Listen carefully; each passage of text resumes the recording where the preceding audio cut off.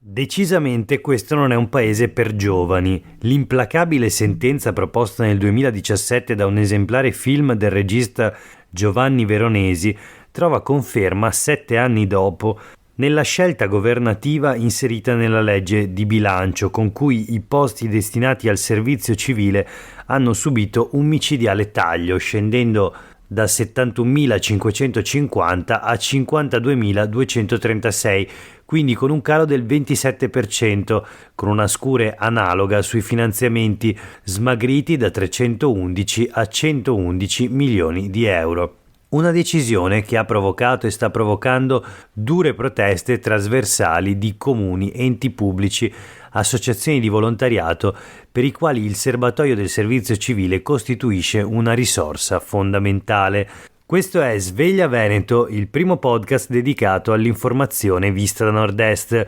Io sono Jack Calcetto, oggi è martedì 2 aprile 2024, la prima notizia del giorno riguarda il servizio civile e la scure sul volontariato, tagliato il 27% dei posti, 600 in meno a Nord-Est, ci sono proteste da parte dei comuni, l'articolo di Francesco Iori sui quotidiani del gruppo NEM e proseguiamo la lettura proprio di questo articolo. È una realtà, il servizio civile, che coinvolge oltre 7 milioni di ragazzi italiani ai quali da oltre 20 anni viene offerta la possibilità di prestare per un anno un servizio retribuito con 500 euro al mese, esteso in vari campi, dall'ambiente alla cultura, dall'assistenza all'educazione, dalla protezione civile alla tutela del patrimonio artistico, forme diverse per esercitare la cittadinanza attiva con un'impronta solidaristica, un impegno cui hanno risposto in questi 20 anni decine di migliaia di giovani e che ora viene pesantemente compromesso dai tagli selvaggi della legge di bilancio. Le ricadute sono pesanti a tutto campo, da realtà nazionali e regionali, comprese le grandi reti che hanno conosciuto una riduzione dei posti fino al 30%, a comuni ed enti locali, alle associazioni del terzo settore. Ne stanno risentendo tutte le parti del paese, il Nord-Est incluso.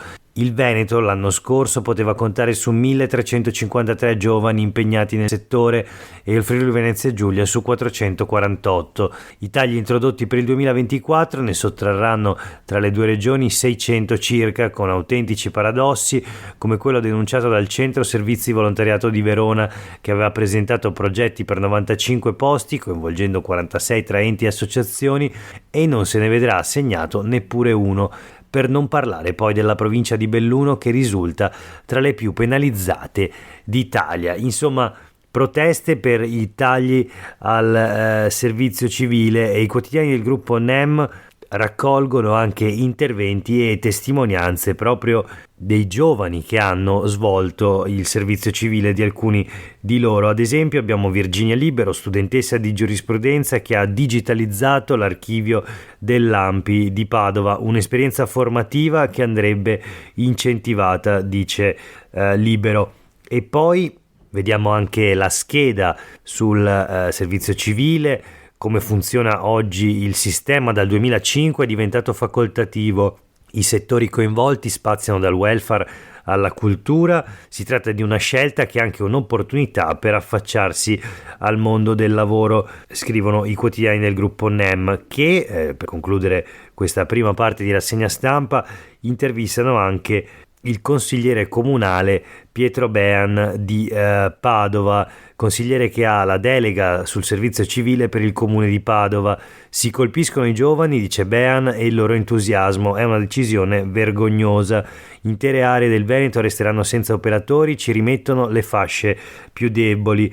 A mio avviso questo è un provvedimento classista e ipocrita, soprattutto perché si tagliano le tasse e si fanno condoni.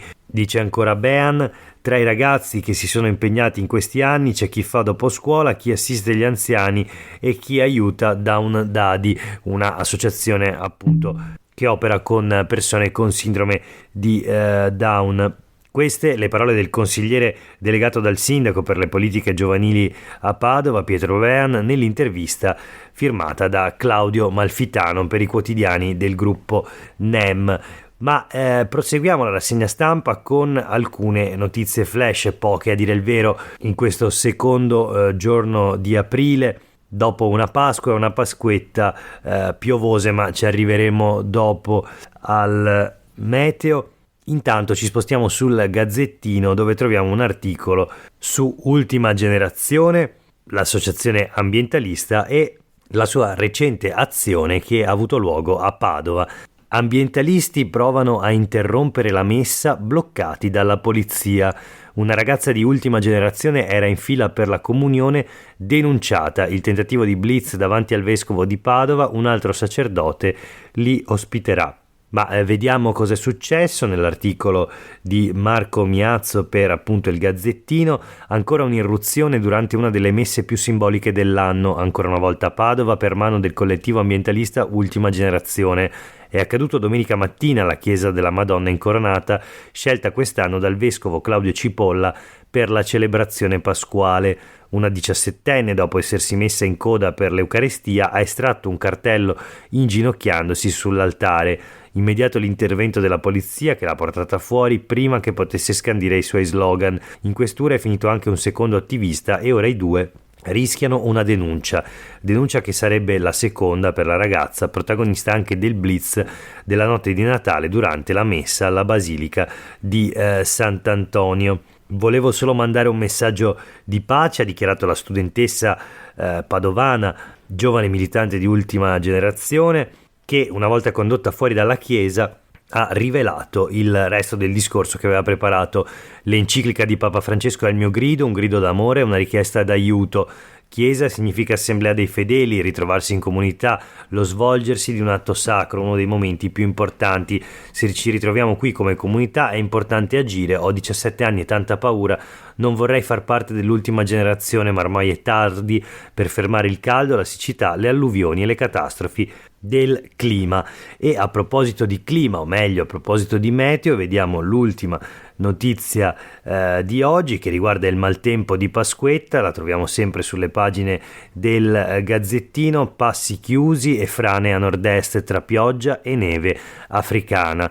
Belluno, allagata la statale di Alemagna dal Fedaia al Giau, pericolo di distacchi, traffico interrotto sull'autostrada A24 per la caduta di rocce, 3 veicoli coinvolti, escursionisti padovani tra Cadore e Val di Zoldo chiedono aiuto, in Veneto e Friuli allerta gialla. Insomma, ancora fenomeni meteo estremi o quasi, con un fine settimana in cui la sabbia del Sahara è tornata a farsi vedere anche sulla neve delle montagne, dal Veneto alla Lombardia, aumentando il rischio valanghe, visto che la polvere gialla rischia di far scivolare gli strati di neve che si sono accumulati successivamente, in alcuni casi tra l'altro in quantità copiose. E poi c'è stato un altro episodio pericoloso o quantomeno spiacevole a Cittadella.